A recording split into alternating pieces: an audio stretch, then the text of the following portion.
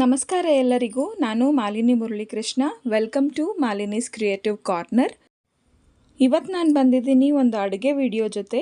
ದೇವಸ್ಥಾನದ ಶೈಲಿಯ ವಾಂಗಿಬಾತ್ ಹೇಗೆ ಮಾಡೋದು ಅಂತ ನೋಡೋಣ.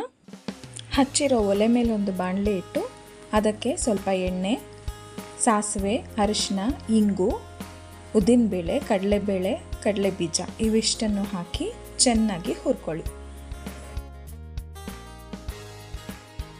ಖಾರಕ್ಕೆ ಬೇಕಾಗುವಷ್ಟು ಒಣಮೆಣಸಿನಕಾಯಿ, ಕರಿಬೇವು,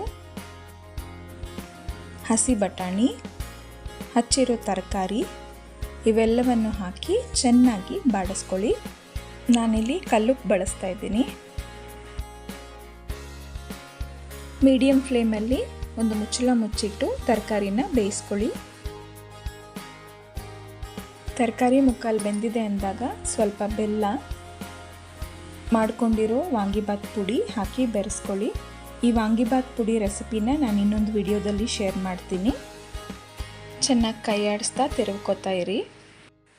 ಇದಕ್ಕೆ ಹುಣಸೆ ರಸ ಒಂದೆರಡು ದೊಡ್ಡ ಚಮಚದಷ್ಟು ಹಾಕಿ ಬೆರೆಸ್ಕೊಳ್ಳಿ.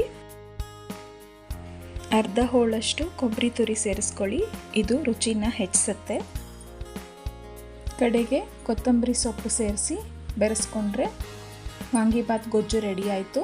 ಇದಕ್ಕೆ ಮಾಡಿಟ್ಕೊಂಡಿರೋ ಅನ್ನ, ಸ್ವಲ್ಪ ತುಪ್ಪ ಸೇರಿಸಿ ಬೆರೆಸ್ಕೊಳ್ಳಿ.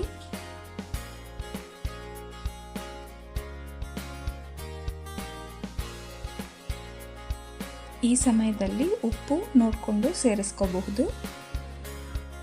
ಎಲ್ಲವನ್ನು ಸೇರಿಸಿ ಚೆನ್ನಾಗಿ ಬೆರೆಸ್ಕೊಂಡ್ರೆ ದೇವಸ್ಥಾನದ ಶೈಲಿಯ ವಾಂಗಿಬಾತ್ ರೆಡಿ. ಈ ಅಡುಗೆ ವಿಡಿಯೋ ನಿಮಗೆಲ್ಲ ಇಷ್ಟ ಆಗಿದೆ ಅಂತ ಭಾವಿಸ್ತಾ, ಇಷ್ಟ ಆಗಿದ್ದರೆ ವಿಡಿಯೋನ ಲೈಕ್ ಮಾಡಿ, ಹೆಚ್ಚು ಶೇರ್ ಮಾಡಿ, ಚಾನೆಲ್ ಸಬ್ಸ್ಕ್ರೈಬ್ ಮಾಡೋದು ಮರಿಬೇಡಿ.